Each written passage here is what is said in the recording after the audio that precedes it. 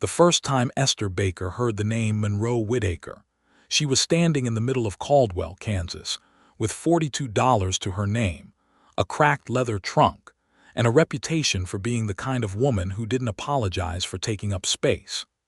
It was the summer of 1878, and Caldwell sat right on the edge of the Kishom Trail like a sentry post between civilization and everything wild that lived south of the Kansas border.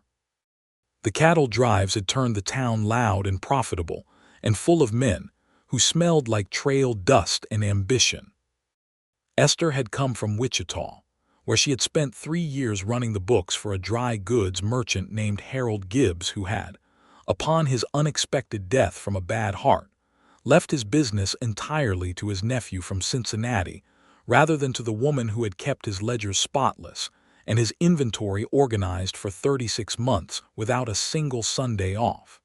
She had not cried when she left Wichita. She was 26 years old, practical as iron, and she had learned early that sentiment was a luxury that didn't fit inside a cracked leather trunk. The woman who told her about Monroe Whitaker was named Clara Dutton, and she ran a boarding house on the eastern edge of Caldwell that smelled permanently of pine soap and simmering beans.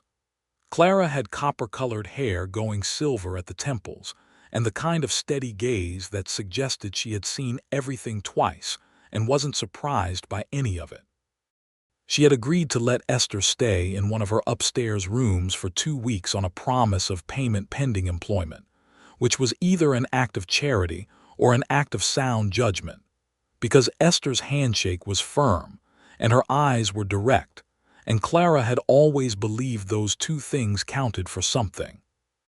They were sitting at the kitchen table the evening of Esther's second day in Caldwell, sharing a pot of coffee that was hot and black and strong enough to make a person honest, when Clara set down her cup and folded her hands and said that she had heard of a position that might suit Esther, but that she ought to know something about the man offering it before she went looking for it. "His name is Monroe Whitaker," Clara said. "He runs the Double Bar W Ranch about 9 miles northwest of town. He's been running it alone for 3 years now, since his father passed, and the ranch is good land, good cattle, real solid operation.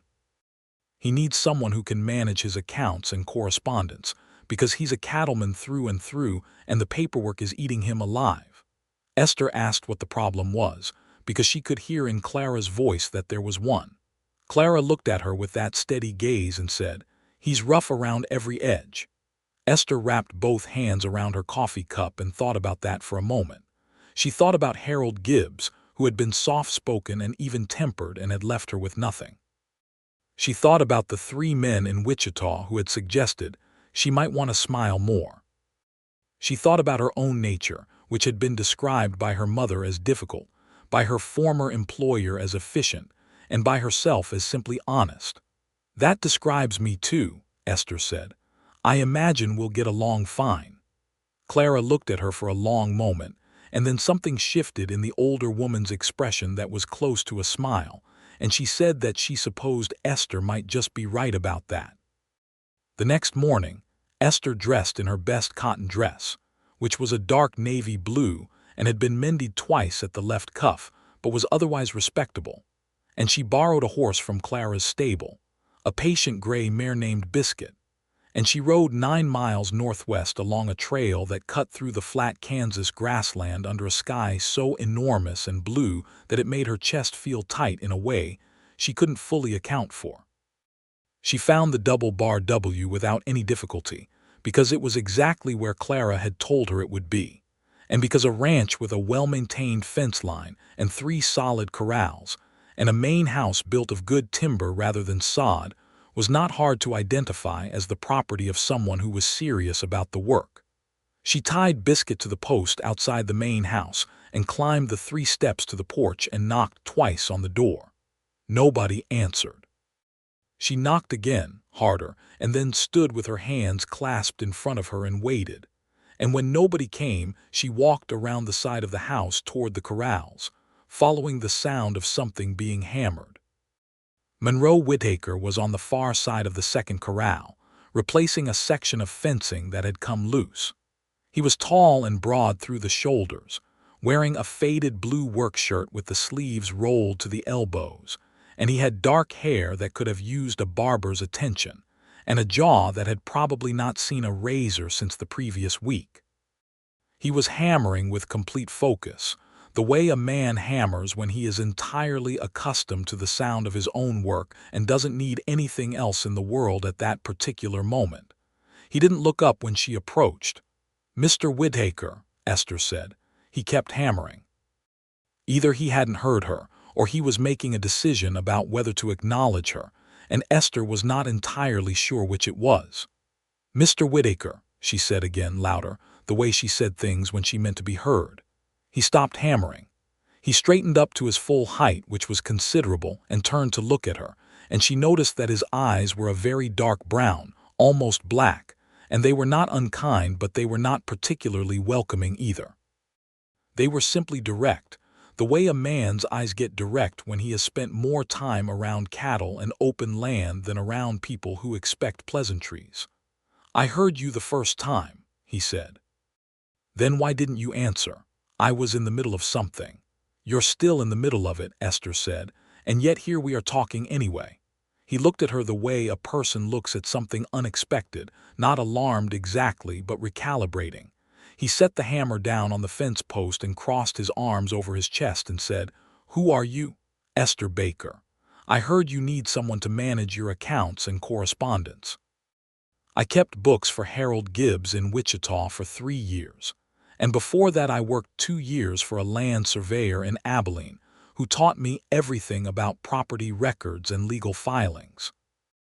I write a clear hand, I add quickly and correctly, and I don't make the same mistake twice." He looked at her for a moment that stretched out long enough to become something like an assessment, and she stood inside it without flinching because she was not in the habit of flinching. "You ride out here by yourself?" he asked. "I did. 9 miles. The distance didn't trouble me." He picked up the hammer again and turned back to the fence, and for a moment she thought he was simply going to return to work as if she hadn't spoken, and she was already calculating whether she had enough left in her $42 to pay for 2 more weeks at Clara's while she found something else. But then he said, without turning around, "Come to the house at 5 o'clock. I'll have the books out."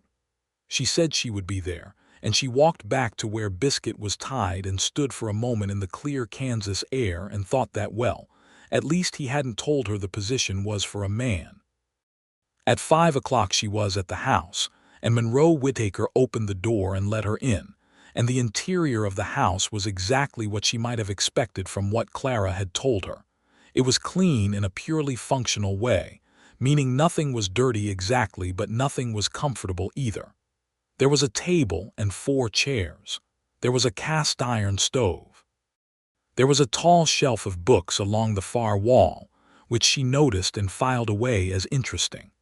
There was a desk against the window, and on the desk was a stack of papers and a ledger book that had clearly been opened to the wrong page several times by someone who was not sure what they were looking for. Monroe Whittaker stood at the kitchen side of the room and poured 2 cups of coffee without asking if she wanted any, which she appreciated because she did, and he set one in front of her and took the other for himself and sat across the table and said, "I'll pay $8 a month. You'll come out 4 days a week. You'll keep the accounts current, write my correspondence, and file anything that needs filing. I don't need cooking or housekeeping." Esther picked up the coffee cup. She said, $10. He looked at her. She said, "I kept Harold Gibbs solvent for 3 years and he ran 4 separate credit lines with suppliers in 3 states. I'm worth $10. There was a pause that lasted perhaps 4 seconds, and then Monroe Whittaker said, 9. 9.5, Esther said, "and you provide the paper and the ink." Another pause, shorter this time. He said, "Fine." She nodded and opened the ledger to the first page, and asked him to explain what he understood about the current state of his accounts, and he told her, and it was approximately as unclear and tangled as she had expected, and she spent the next hour sorting through what was there with a pencil and asked him precise questions that he answered precisely, and when she left at dusk, She had a complete picture of the double bar W's financial situation, which was not as bad as the disorder of his records had suggested and considerably better than he probably knew. She told him so before she left. He said, "How do you know that already?" "Because I can add," she said, "and because your cattle sales last fall were better than your expense records reflect. Someone undercounted your October sale by 40 head. He went very still. He said, "That would have been August Pryor's count." Was August Pryor honest? Monroe's jaw tightened just slightly. "I thought he was." "I'd look into that if I were you," Esther said, and she took her hat from the peg by the door and set it on her head and said she would be back on Thursday. He walked out onto the porch after her, which she didn't expect, and stood there while she untied Biscuit in the evening light. And when she was in the saddle, she looked back at him and found he was watching her with that same direct gaze that was not unkind and not welcoming, but was something else now that she couldn't quite name. "You're not what I expected," he said. "Nobody ever is," Esther said, and she turned Biscuit toward town. She came back on Thursday as she had said, and then the following Monday, and the following Thursday again. And within 2 weeks the accounts at the Double Bar W were in a state of order that Monroe Whitaker had probably not seen since before his father died. She had reorganized the filing system, caught 3 other discrepancies that pointed to a pattern of small dishonest miscounts in the previous 2 years, drafted 4 letters to cattle buyers in Abilene and Dodge City, and reconciled the Double Bar W's accounts with the Caldwell Merchant Bank down to the last dollar. Monroe Whitaker watched all of this happen with the expression of a man who was not accustomed to being surprised and was not entirely sure what to do with the feeling. He was not easy to be around in the way that most people define easy. He did not make conversation for the sake of it. He did not offer pleasantries when silence would serve. He had opinions and he stated them plainly, and he did not apologize for having them.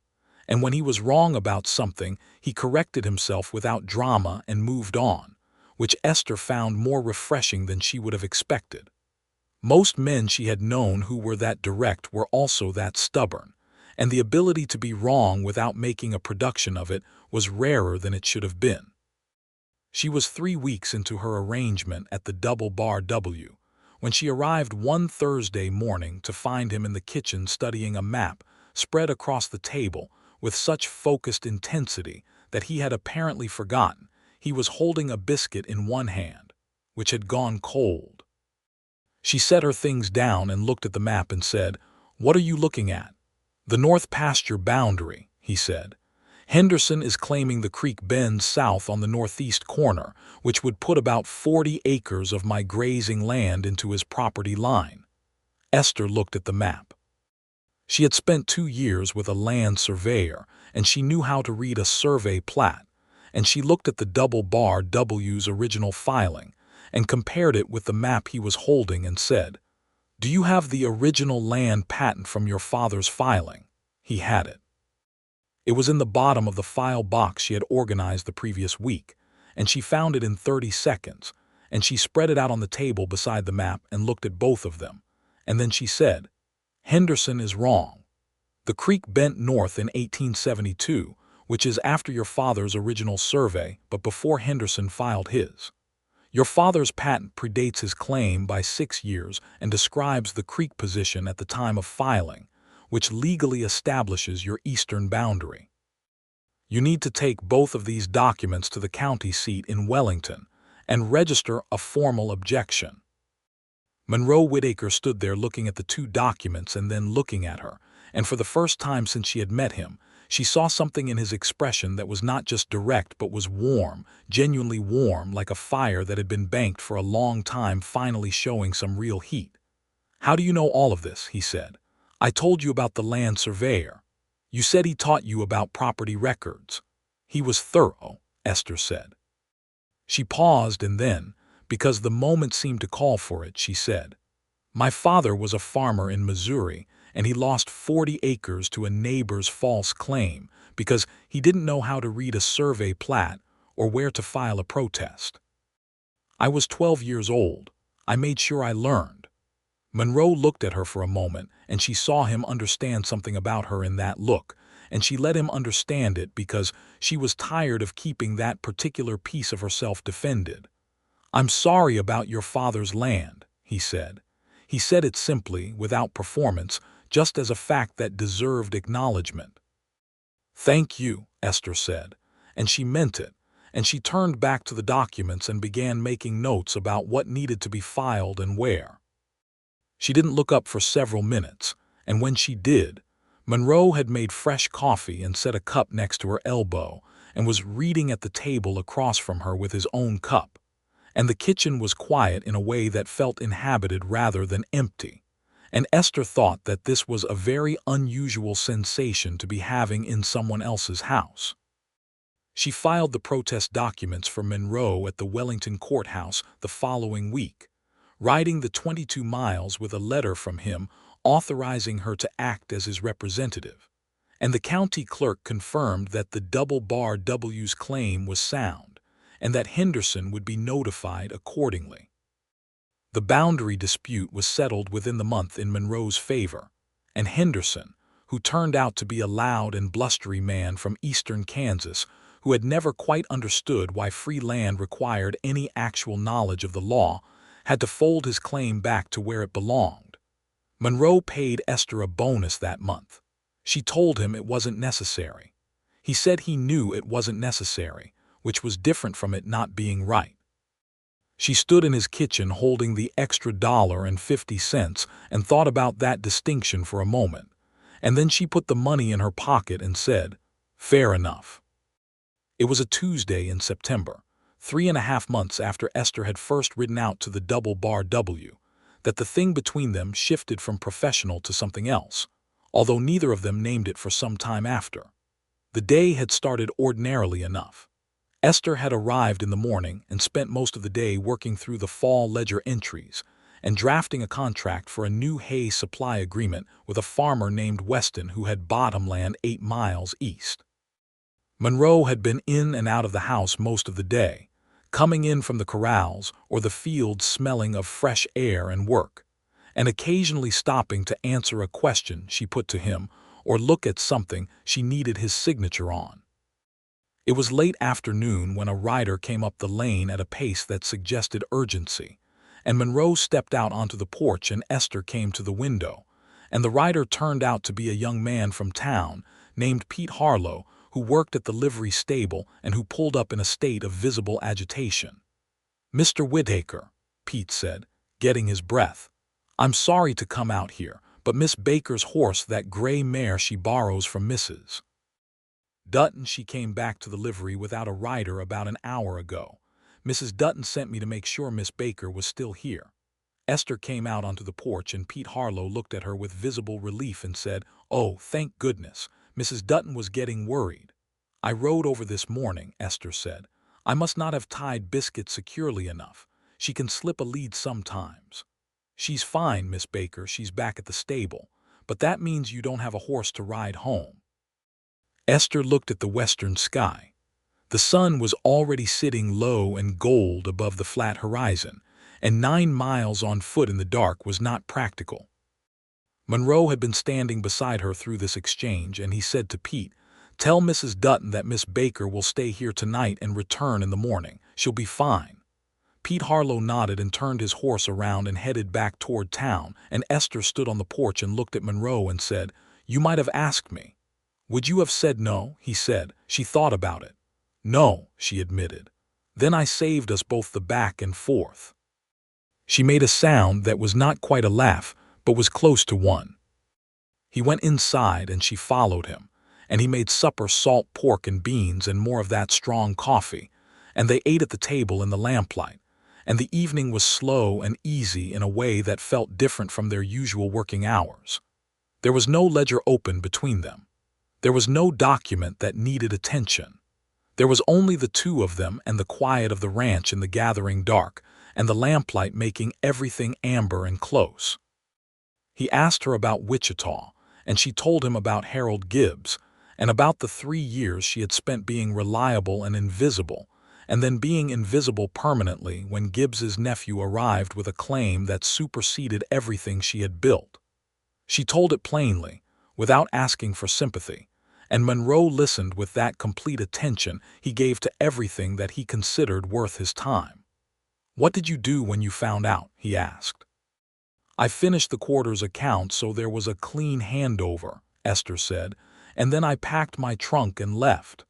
"You finished the accounts for a man who had just taken everything from you." "For the business," she said.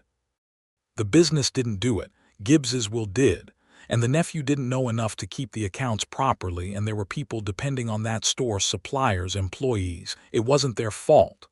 Monroe looked at her across the table for a long moment. "That's a particular kind of decency," he said. "Most people wouldn't have." "I know most people wouldn't have," Esther said. "That's not a reason not to." He looked at her the way he had looked at her that day in the kitchen with the land patent documents, and this time she was close enough to see it properly. And what she saw in his expression was something she recognized because she had felt it herself.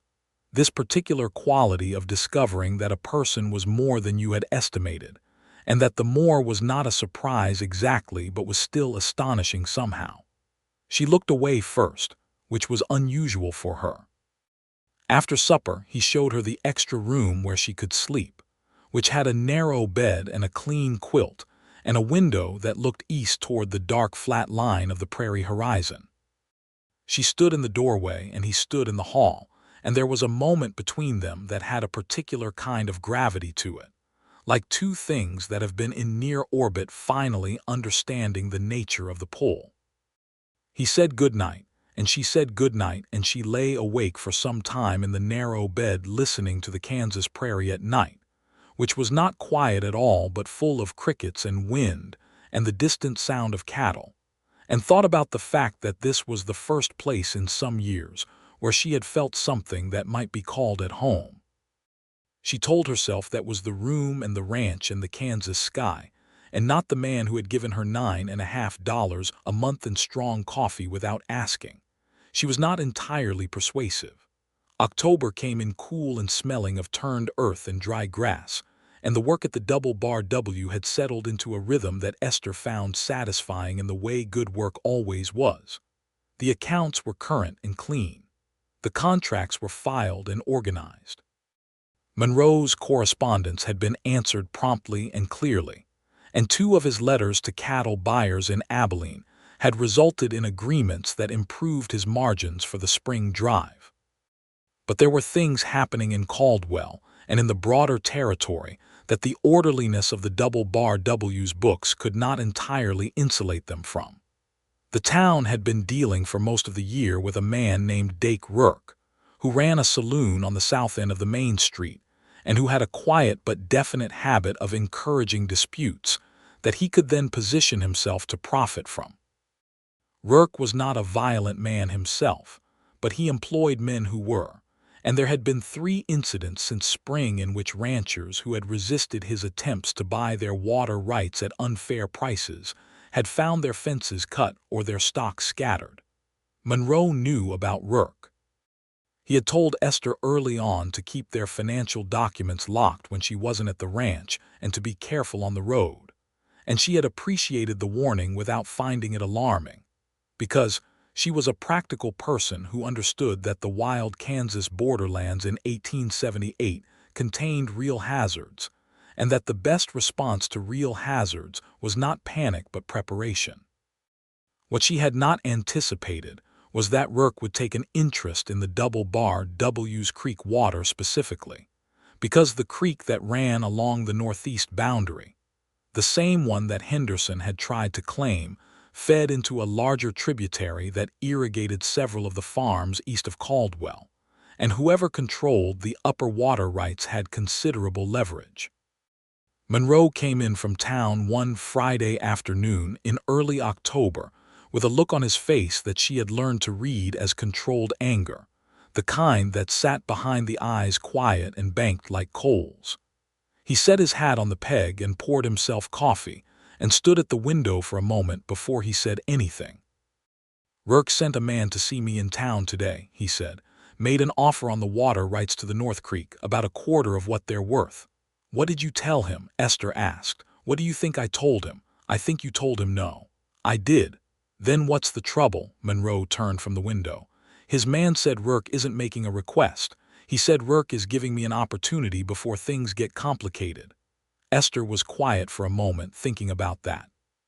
She had lived in Wichita during the height of the cattle drive years, and she had seen what men like Rourke could do when they felt entitled to something they hadn't been given.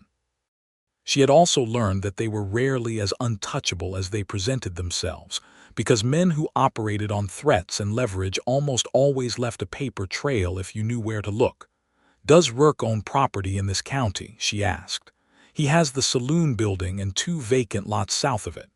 Is he current on his county land taxes? Monroe looked at her. I have no idea. I do, Esther said, because she had been in the Wellington courthouse twice in the past month and had spent time in the property records office, and she had a good memory. He's 18 months behind on the vacant lots. Not by a lot of money, but the county assessor has the legal right to move on that. And I noticed when I was filing your protest documents that there was a notation on Rourke's saloon deed about a disputed easement on the alley access. If that easement is challenged properly, his building is in violation of the county ordinance on commercial fire safety spacing. Monroe Whitaker set down his coffee cup very carefully. He said, How much time did you spend looking at Rourke's records? I wasn't looking at his records specifically, Esther said. I was looking at the county property index, and everything in the index was accessible. A person in a courthouse reads what's there. A person in a courthouse reads what's relevant to their business, Monroe said. Interesting that you'd see it that way, Esther said, since I believe his fire safety violation and tax delinquency are suddenly quite relevant to your business. He looked at her for another of those long moments that had become a particular feature of their relationship, and this one had something in it that was beyond warm, something that was closer to admiration, and she felt it land in her chest in a way that she didn't try to redirect. What would you suggest? He said. I'd suggest you write a letter to the county assessor, formally noting Rourke's delinquency and requesting enforcement action. I'd suggest a second letter to the fire marshal in Wellington about the easement violation. Both letters go out in the same week, signed by you and witnessed by someone in town whose reputation is solid. Rourke will understand immediately what that means. It means he can be squeezed just as easily as he thinks he can squeeze me. It means leverage runs both directions, Esther said, and it means you'd be doing it through the legal system, which is considerably harder to attack than a fence line or a water gate. Monroe was quiet for a moment. Then he said, You've been thinking about this for a while. Since you first told me about his interest in the water rights, Esther admitted, back in August. You didn't say anything. I didn't have the research done yet. I don't like to say something until I can back it up. He looked at her, and the look was full of something she could not easily categorize, something that went past admiration and past warmth, and was sitting right at the edge of something she had been trying not to name. She held the look longer than she usually would have. Neither do I, he said, and his voice was quieter than usual, and she understood that he was not still talking about the letters to the county assessor. She looked down at the paper in front of her and picked up her pen and said, Then you'd better sit down and tell me how you want to word the letter to the assessor, because we should have it in the mail by tomorrow morning. He sat down across from her at the desk, which put him closer than the usual working arrangement, close enough that she could smell the clean outdoor smell of him and the coffee and the leather. And they worked on the letters for the next hour, and the lamplight was amber, and the kitchen was warm, and neither of them moved farther apart than was absolutely necessary for the work, which was not very far apart at all. The letters went out the following morning. Within 2 weeks, the county assessor had sent Rourke a formal notice of delinquency with a 60-day payment deadline, and the fire marshal had opened an inquiry into the easement violation. Rourke was not the kind of man who liked to have official attention drawn to his affairs, and the very quiet fact of 2 simultaneous legal challenges to his properties in Caldwell made the double bar W suddenly much less interesting to him than it had been. He never sent another man to Monroe. The town noticed, without knowing exactly what had happened, that Rourke had backed away from the Whitaker ranch. And since Rourke's methods had made him unpopular among anyone who owned property along the water line, the fact that Monroe had found a way to handle the situation without gunfire or confrontation increased his standing in Caldwell in a quiet but real way. Clara Dutton, when Esther came back to the boarding house that evening and mentioned the resolution of the matter, poured 2 cups of coffee and said, "I imagine Monroe Whitaker knows better than most people what he's got in you." Esther said, "He has a good bookkeeper." Clara's expression suggested she found this description insufficient. The night of the first real frost of October, Monroe rode into Caldwell with his wagon to pick up the winter supply order that Esther had compiled and organized and sent to the merchant 2 weeks prior. She had listed everything by category and priority and had negotiated prices on the bulk grain and salt orders by comparing rates from 3 different suppliers and drafting a letter on Monroe's behalf that politely indicated she had the other quotes in hand. The merchant had met the lower price on everything. Monroe loaded his wagon, and on his way back through town, he stopped at Clara's boarding house and knocked on the door, which Clara answered with the particular expression of a woman who has been expecting someone. He asked if Esther was in. Clara said she was.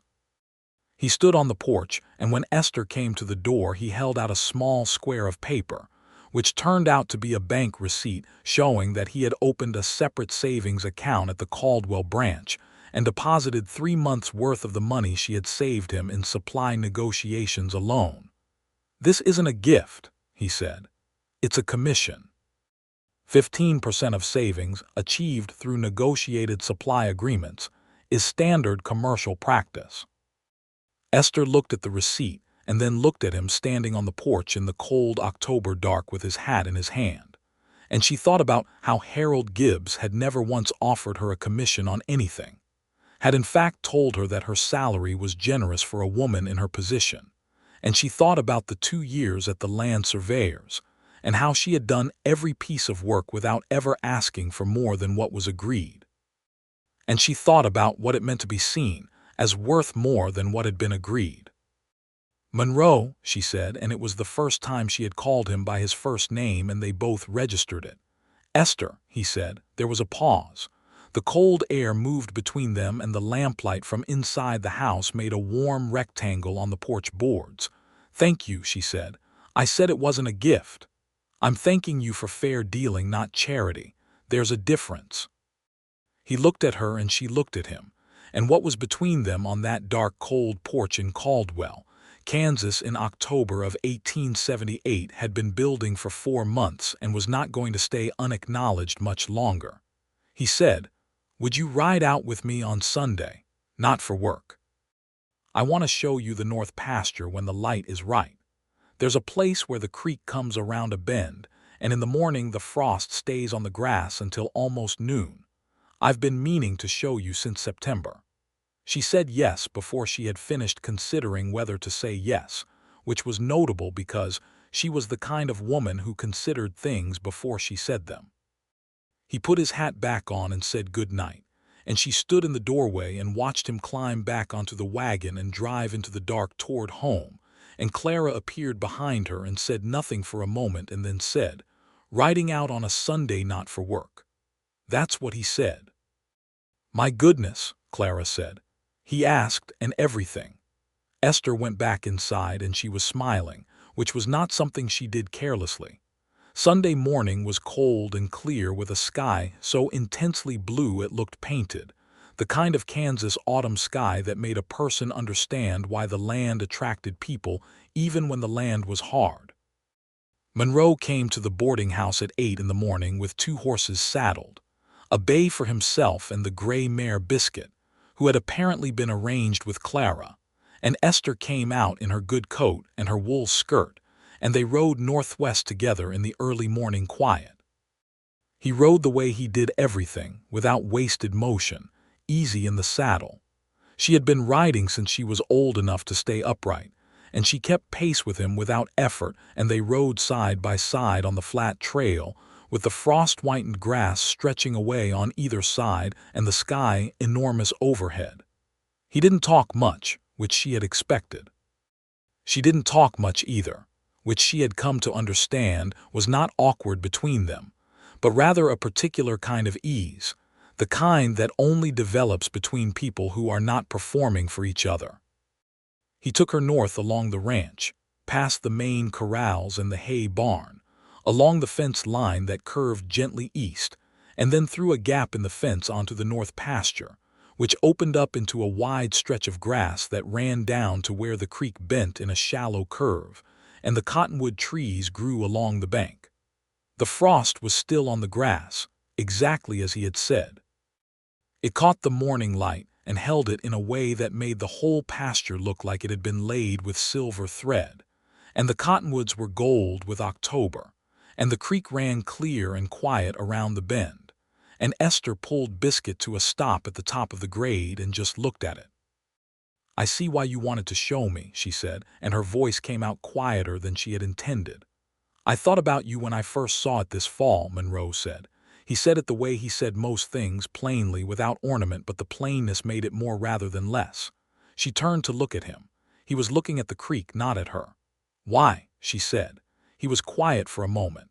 Then he said, "Because something that beautiful deserves to be seen by somebody who'll look at it properly." Esther held that for a moment. The cold air was perfectly still, and the frost on the grass was brilliant, and the cottonwoods threw their gold reflections on the water, and the man beside her was not saying what he was saying in flowery language, or with the particular performance that she had learned to distrust in men who wanted something. He was saying it straight, the way he said everything, and what he was saying was that he thought of her when he saw beautiful things, and that he thought she was someone who understood how to truly look at something. She thought she might be falling in love with him, and the thought was not frightening in the way she might have expected. It was more like recognizing something she had been waiting for without knowing she was waiting. "Monroe," she said. He turned to look at her. "I'm not an easy person," she said. "I've been told so several times by several different people, and while I don't agree with their reasons, I think they might have been right about the fact of it." "I know you're not easy," he said. "I'm not easy either. We've established that." "Seems like we've been getting along fine regardless," he said, and there was something in the corner of his mouth that was the beginning of a smile, and she felt it all the way through. "We have," she said. He reached across the small distance between their horses and took her hand, and she let him, and they sat there side by side at the top of the grade with the frosted silver pasture and the gold cottonwoods spread below them and the enormous Kansas sky above. And it was the most right Esther Baker had felt in a very long time.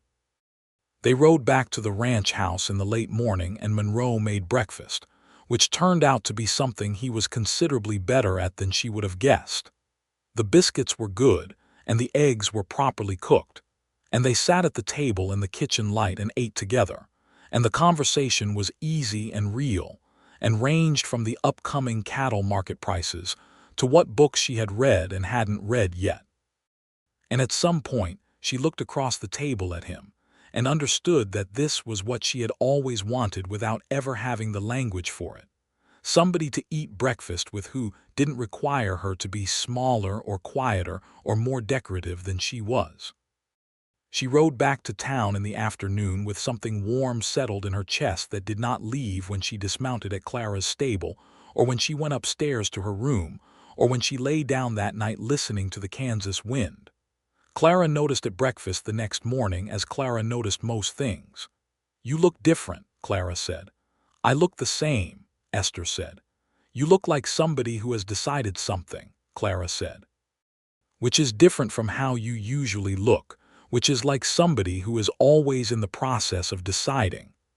Esther drank her coffee and said nothing, and Clara smiled into her own cup, and that was that. November came in hard and cold, the way Kansas Novembers do, with wind that came out of the northwest and didn't apologize for it. Esther had settled into the double bar W as comfortably as a person can settle into a place they don't officially live in, meaning that she knew where everything was kept and had opinions about some of the organizational choices, and had been, on 3 separate occasions, the person Monroe turned to when something complicated needed thinking through. The something complicated in November was the question of the spring cattle drive. The Kishom Trail was changing. The Kansas frontier was filling in with farms and settlements that had fenced their land and were less willing to have large cattle herds move through, and the drovers from Texas were having increasing trouble finding clear routes north. Some ranchers were already looking east to the new rail connections, and some were pushing farther west. Monroe had been supplying steers to the trail drives for 3 years, but he was beginning to think the economics were shifting, and he wanted to understand his options. Esther spent 2 weeks reading everything available about the current state of the cattle market, which meant writing to contacts in Abilene and Dodge City and requesting current price sheets, and reading the reports in the Caldwell commercial and studying the railway extension maps that were available at the Wellington courthouse. She organized everything she found into a clear analysis and brought it to the table at the double bar W on a November morning with snow on the ground outside and the stove burning hot. Monroe read every page of what she had put together. He did not do this as a courtesy. He read it the way he did everything that mattered, with complete attention and genuine engagement, making occasional marks in the margin with a pencil. When he finished, he looked up and said, "You're recommending we look at the Newton stockyards.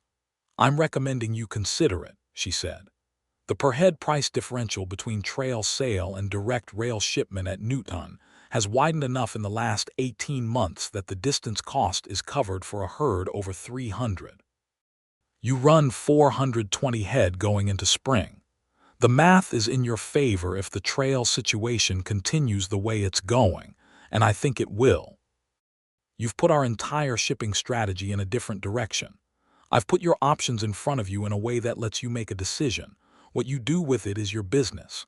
He looked at her with that full attention again, and she met it because she was the kind of person who looked back. "You enjoy this," he said, "the research, the analysis." "I do," she said, without apologizing for it. "So do I," he said, and the way he said it was about more than the cattle market, and she understood that.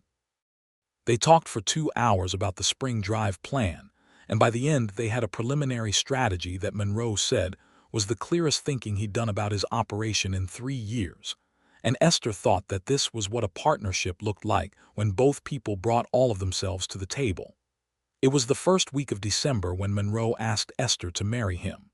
He did not do it with ceremony or theatrics, which was entirely in keeping with his character and entirely right for who they both were.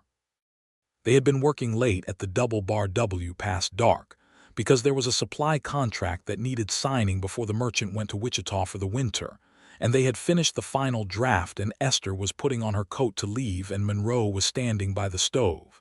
He said, "Esther." She turned around and looked at him, and she could see that something deliberate was happening, something he had been considering for a while. He said, "I want you to stay, not for tonight, for good. I want you here on the double bar W, and I want you to be my wife, and I want to build this operation with you properly because that's what it should be, both of us building it."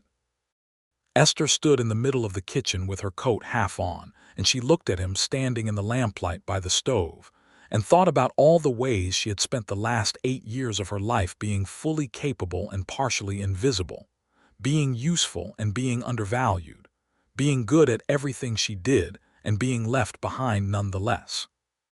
And she looked at Monroe Whittaker, who was rough around every edge as Clara had said, who didn't fill silences with words they didn't need, who had adjusted his ledger classification system when she showed him a better one without making a thing of it, who had opened a commission account for her without being asked, who had taken her hand on horseback at the edge of a frost-covered pasture and simply held it. She finished putting on her coat, and then she took it back off and hung it on the peg by the door. "Yes," she said. He crossed the room and took her face in his hands, his rough, warm, calloused hands, and kissed her in a way that was very straightforward and very genuine, and contained everything that both of them had been moving toward since September, and she kissed him back the same way. They were married on the 15th of December, 1878, at the Caldwell Baptist Church, which was small and cold and decorated with dried autumn flowers that Clara Dutton had saved from October. Clara stood as Esther's witness. A man named Samuel Greer, who had worked the Double Bar W's cattle for 3 seasons and whose loyalty to Monroe was as steady as his aim, stood as Monroe's. The ceremony was short and the minister did not waste words, which suited both of them.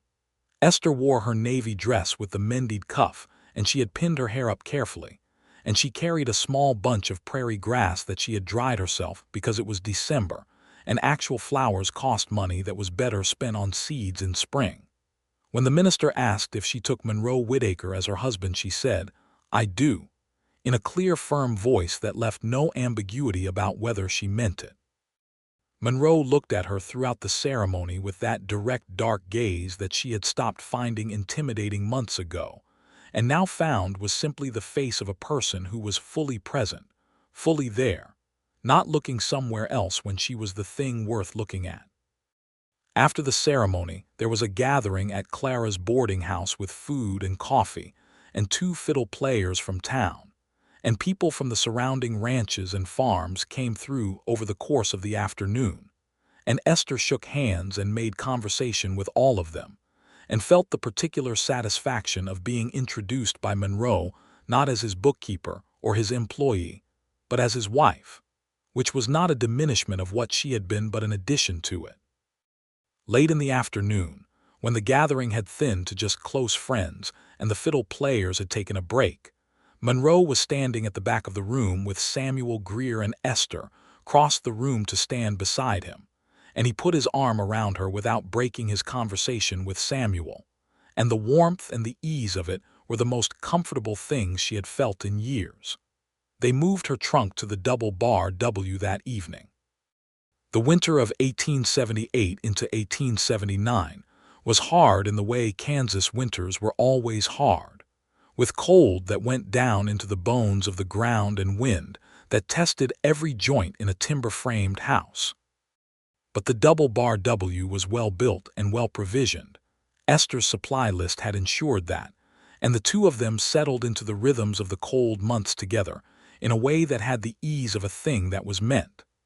Esther reorganized the house, which Monroe had not bothered to object to because her reorganization always made things work better, and he had learned to trust that.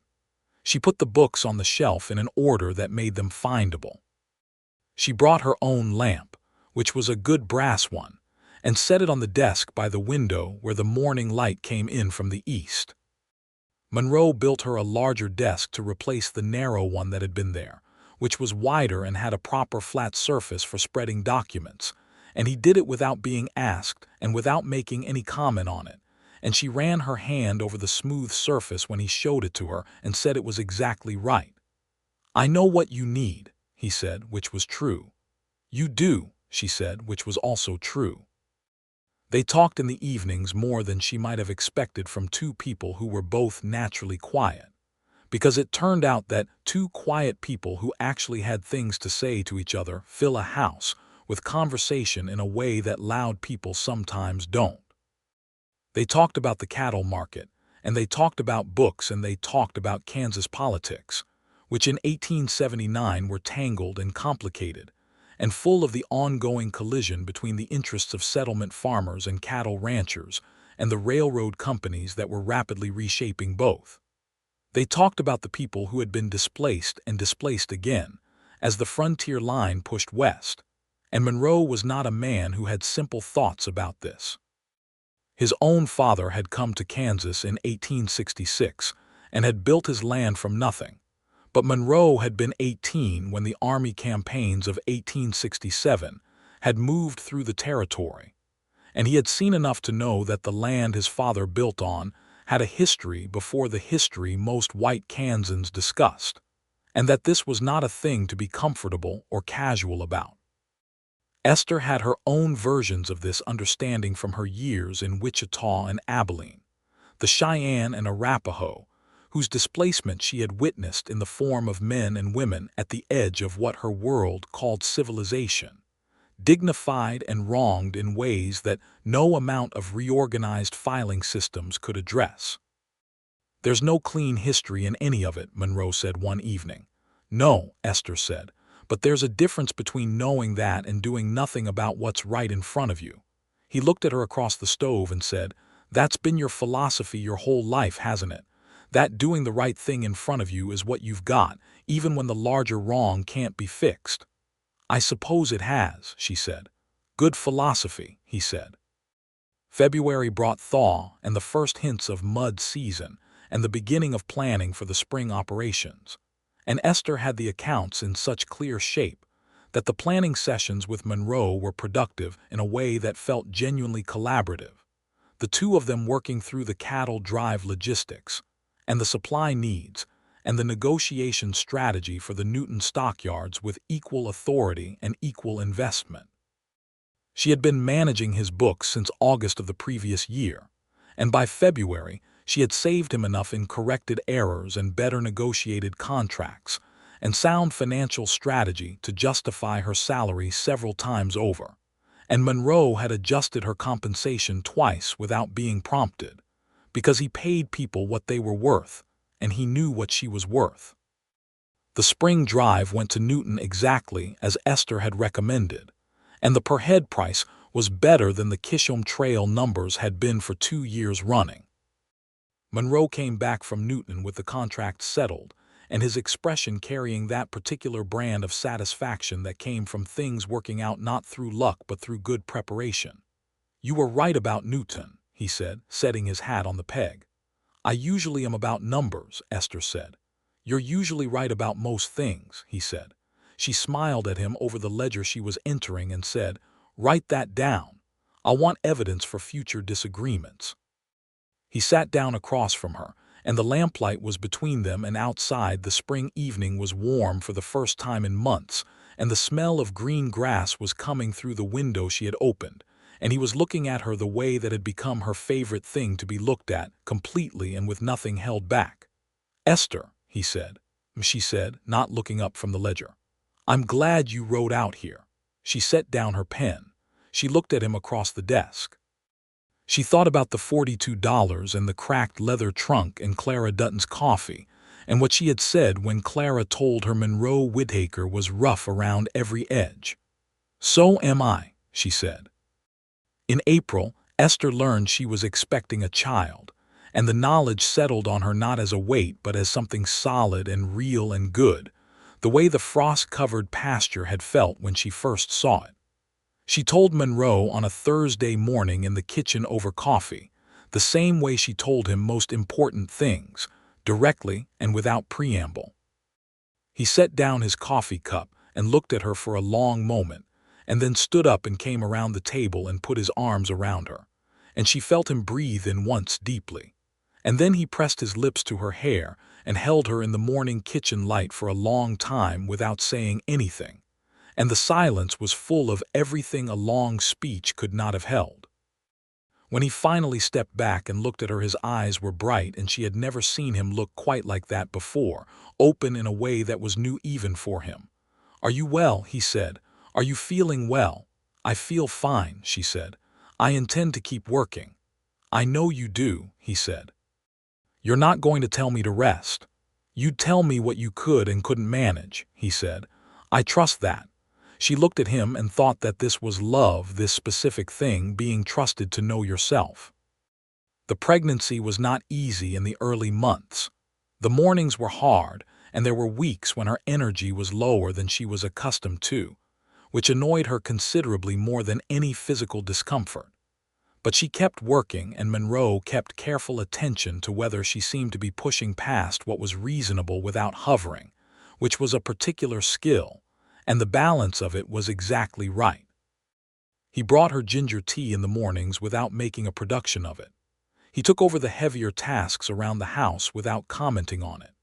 He sat with her in the evenings, and read aloud from the shelf of books when she was tired enough that her own eyes didn't want to focus, his voice steady and unhurried in the lamplight. And these evenings became something she thought about during the harder days as a fixed point of comfort. Clara came out to the ranch in the summer, and she looked around the transformed house with its organized shelves and its proper desk and its amber lamplight and its evidence of two people's full lives operating in the same space. And she said to Esther privately that she had known from that first cup of coffee that Esther Baker was the kind of woman who would make a home out of whatever she touched. Esther said, "You knew more than I did then," Clara said. "That's usually how it works." Summer moved into fall, and on the 23rd of September, 1879, Esther gave birth to a boy, which Monroe announced to Samuel Greer and two ranch hands in the yard, with an expression that Samuel later told Clara he had never seen on Monroe Whittaker's face before, something between terrified and joyful in equal measure. They named the boy James William Whittaker. James for Monroe's father, who had built the double-bar W from bare Kansas ground, and William for Esther's own father, who had lost 40 acres in Missouri, and whose loss had sent his daughter to learn everything she could about land and law and numbers so it would never happen again. James William Whittaker came into the world with a set of opinions about the matter that he expressed at full volume, which Monroe received standing in the bedroom doorway with his hands braced on the frame, looking at the small, red-faced person in Clara's capable arms with the expression of a man whose life has just irrevocably shifted on its axis. "He's loud," Monroe said. "Good," said Esther from the bed. "Quiet didn't serve me very well." Monroe came to sit beside her, and she put the baby in his arms and watched his face change through something she had no words for, this large, quiet man holding this small, impossible person, and he looked up at her, and there was nothing defended in his expression at all, nothing held back, everything open and clear in hers. "I love you," he said. He had said it before, because he was not a man who held back essential things once he was certain of them, but he said it now with a weight that was new, the weight of everything that had become their life together settling into the words.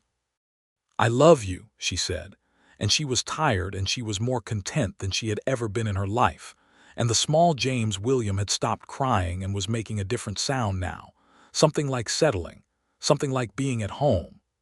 Winter came again, the second winter at the double-bar W, and James William learned to exist in the world with all the determination that both of his parents brought to everything they did. He was not a docile infant. He had opinions, as Esther had predicted, and he expressed them frequently. Monroe held him in the evenings walking the kitchen floor when the colic was bad, his large, steady hands carrying the boy with a sureness that Esther found quietly moving, and she watched from the rocking chair he had built for her in November with her knitting or her reading, and thought about how this was the life she had not known she was building toward when she packed her cracked leather trunk in Wichita. The double-bar W thrived through 1880. The Newton cattle route had become their established practice, and the margins were good. Esther had taken on, in addition to the ranch accounts, a small informal consulting practice for two neighboring farms whose wives had asked whether she might look at their account books, which had grown into a quiet but significant additional income stream, and which Monroe had encouraged from the start without any of the reservations that some men in Caldwell expressed about a woman with her level of financial competence. Some men in Caldwell had expressed various opinions about Esther Baker Whittaker over the past 2 years. These opinions ranged from admiration to discomfort, and Esther received both with equal equanimity, which was to say, she received the admiration with a nod and ignored the discomfort entirely. Monroe had on one occasion been in the Caldwell saloon, a different saloon from Rourke's, which had quietly gone bankrupt after the tax and easement troubles, when a man named Gerald Fitch had made a remark about women who got above themselves, and Monroe had set down his glass and looked at Fitch with those dark, direct eyes and said, in a very even voice, That Esther Baker Whittaker had saved him several $100s and a water rights dispute, and had arranged for Rourke to get out of his business without anyone getting shot, and that he was genuinely interested to hear what Gerald Fitch had done with his wife's abilities beyond take them for granted. Gerald Fitch had not responded, and Monroe had finished his drink and gone home, and Samuel Greer had told Esther about it the following week in that way that Samuel had of sharing information by appearing to mention something else. Esther had smiled into her ledger book and let it go at that. Dake Rourke, for his part, had paid his back taxes and corrected the easement violation and had never approached the Double Bar W again. His saloon had changed hands twice in 1879, and by 1880 was a general merchandise store. Rourke himself had left Caldwell for somewhere west, which was where men like Rourke went when their particular brand of leverage stopped working in one place. The boundary dispute with Henderson had been fully settled in Monroe's favor in early 1879, and Henderson had removed his claim markers and had been at least publicly civil in their occasional interactions in town since then, the way a man is civil when he knows he was wrong and is choosing not to make it worse. Monroe had no particular grudge about it. The land was his and the record was clear, and that was what mattered. By the spring of 1881, the Double Bar W had expanded by 80 acres through a straightforward purchase from a retiring homesteader to the west, which Esther had identified as available and priced the negotiation on, and the new acreage gave them better access to the western grazing land, and a second water source that made their position in dry summers considerably more secure. James William, at 18 months old, was walking with the particular determined stagger of a child who has decided that walking is what he intends to do regardless of whether his legs have fully agreed. He had his mother's eyes, dark gray and direct, and his father's broad shoulders in miniature, and he had a habit of finding himself in places where he hadn't been expected to reach, which meant that nothing low in the house was safe. Monroe had built a fence around the kitchen garden specifically because of James William, who had discovered that the garden contained interesting dirt and potentially edible things and deserved his personal investigation. Esther, watching Monroe construct the fence one April morning, had said, "He gets that from you, you know. The going straight at whatever interests him without concerning himself with whether it's convenient." "He gets the persistence from you," Monroe said, driving a post in with his mallet. "We'll say it's both of us," Esther said. "Fair," Monroe said. She was, by then, expecting their second child, which she had told him in the same direct Thursday morning way, and this time he had not had the terrified component in his expression, only the joyful, and he had held her in the kitchen light, and she had felt the same solid rightness she always felt in his arms. The second child was a girl, born in October of 1881, whom they named Ruth Clara Whittaker. The Clara was for Clara Dutton, who received the news at her boarding house with an expression that she quickly arranged into appropriate dignity, but which had been, for one unguarded moment, unmistakably tearful. Clara came out to the Double Bar W the following Sunday and held baby Ruth in the rocking chair by the window while Esther drank her first full cup of coffee at a sitting in several days, and Monroe sat at the table and watched both women with a quiet satisfaction, and James William sat on the floor at Clara's feet and studied the new baby with the intense suspicion of a child who is not yet sure about what has happened to the household arrangements. "He'll come around," Monroe said. James William looked up at his father with large, serious eyes. "You'll like her," Monroe told him. "She's loud like your mother." Esther said, "Excuse me." Monroe said, "I mean that as a compliment." "I know you do," Esther said, and she was smiling. Clara looked between the two of them and at the children and at the warm, organized kitchen with its brass lamp and its wide desk and its shelf of ordered books, and she said, "I think this is the best thing I've seen happen in Caldwell in 20 years. "You might be biased," Esther said. "I'm absolutely biased," Clara said, "and I'm still right." the years settled around the double bar W like good soil around good roots. The ranch grew in the way that well-managed things grow, steadily and without drama, adding acreage and improving stock, and building a reputation in the Caldwell community as an operation that was honest in its dealings and sound in its finances, and run by two people who between them covered every necessary skill. Esther's informal bookkeeping consultations had grown to a recognized small practice by 1882. 6 farms and 2 businesses in the Caldwell area paid her a regular fee for monthly account reviews and annual financial summaries, and she did this work from the desk by the east window in the mornings when James William was occupied and Ruth was sleeping, and she found in it a satisfaction that was clean and real, the pleasure of order brought from disorder, of clarity created from confusion. Monroe had said early on that it was her business and her time, and that whatever she built from it was entirely hers, and this had settled the matter in a way she hadn't known she needed settled until it was.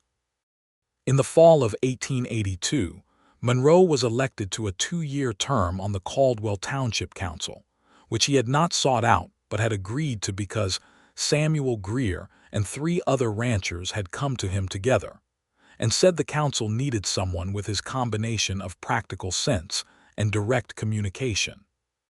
Monroe's first act on the council was to propose a formal review of water rights documentation in the township, which passed unanimously, and which Esther spent 2 weeks helping him prepare for by assembling all the relevant documentation from the county records. The water rights review resulted in 3 corrected registrations and 1 instance of discovered fraud that was considerably smaller than Rurke's had been but was dealt with through the proper legal channels. And the result was a township water rights record that was clean and defensible, which benefited every farm and ranch along the creek system, and which quietly secured the double bar W's position permanently. James William was 3 years old by this time and had developed a fierce attachment to the horses, which Monroe encouraged with patient thoroughness, teaching the boy the names of all the horses and their dispositions, and taking him on his first proper ride in September of 1882, with Monroe's arm steady around him and the bay horse walking at the mellowest possible pace. Esther watched from the fence and thought about her father in Missouri and about all the things that had been taken from him and how some of what he had lost had found its way back through her. In this land with its clear title and its legal foundation and its growing small world of 2 children who would have everything their grandparents hadn't. She didn't say any of this to Monroe, not in that moment. She said it later, at the kitchen table after the children were in bed, in the lamplit quiet of a November evening, and Monroe listened to all of it without interrupting. And when she was done, he reached across the table and covered her hand with his and held it, and neither of them said anything for a while, and the fire in the stove sent its warmth through the room and the wind moved over the Kansas prairie outside, and everything was settled and whole and fully theirs. It was not a life without difficulty, because no life is, and the wild Kansas borderlands were still unpredictable in 1883, and the cattle market still had its hard years, and James William contracted a bad case of scarlet fever in the spring that kept Esther awake for 6 nights straight and Monroe by turns doing ranch work and sitting in the kitchen with his hat in his hands, waiting. James William recovered because he was his mother's son and she would not hear of otherwise, and when the color came back to his face, Monroe sat on the edge of the bed and told the boy he'd scared them badly, and James William, who was 4 years old and felt terrible and knew it, said he was sorry, and Monroe said he knew and held the small, tired hand. The summer of 1883 was good. The grass was high, and the cattle were healthy, and the account books at the double bar W were in the kind of order that made Esther satisfied every time she opened them, which was a very organized form of contentment. Ruth had begun walking the previous winter, and was by summer a determined and vocal small person who had everyone's full attention at all times, including the ranch dogs, who had learned to stay out of her path. In August, Clara Dutton sold the boarding house to a young couple from Ohio and retired to a small house on the east end of Caldwell that had a good garden and a porch that faced south and caught the afternoon sun. Esther organized her accounts for her and helped her with the sale paperwork, and when it was done, Clara said that she owed Esther considerably more than she had ever been paid.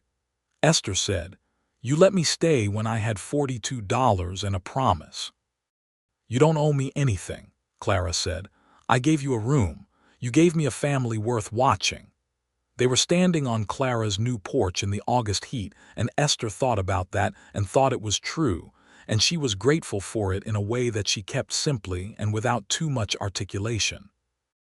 Monroe came to pick her up in the wagon that afternoon, and Clara stood on the porch and watched them drive away down the Caldwell Street, and she could see from behind the way Monroe's arm went around Esther's shoulders, and the way Esther settled into it, easy and real, and she thought that the whole thing had worked out about as well as a thing could work out.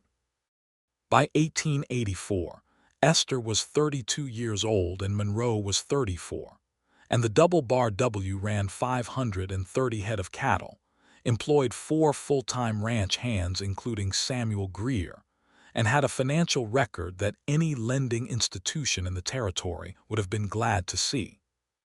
The house had been expanded with a proper second bedroom for the children and a covered porch that ran the full south face, which Monroe had built the previous winter in stages between weather, and which had a low railing that Ruth used for climbing practice and a bench where Esther sat on spring evenings to read.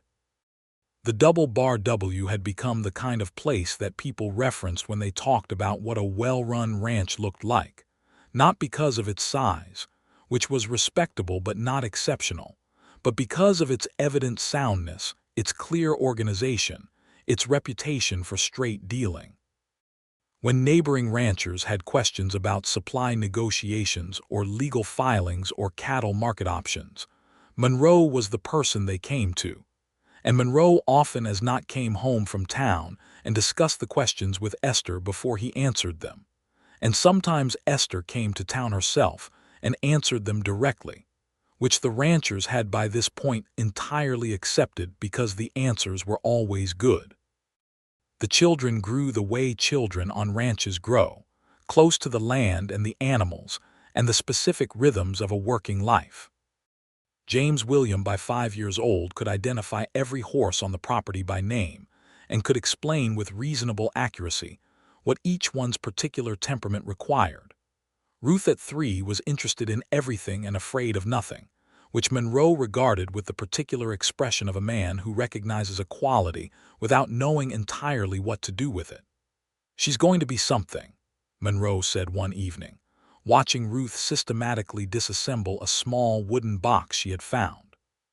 "She already is something," Esther said. "She's our daughter." Monroe looked at Esther over the top of Ruth's head, and the look was full and easy and deeply familiar, the look of two people who have built a life together piece by piece with their full selves and know exactly what they have. "That's the best thing either of us has ever been," he said.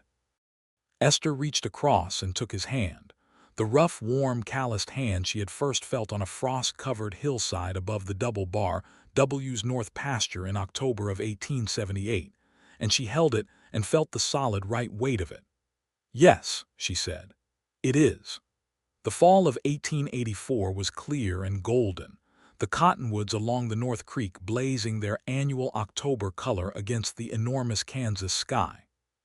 Monroe took Esther and the children out to the north pasture on a Sunday morning, the same place he had taken her 6 years earlier to see the frost on the grass and the gold reflections on the water.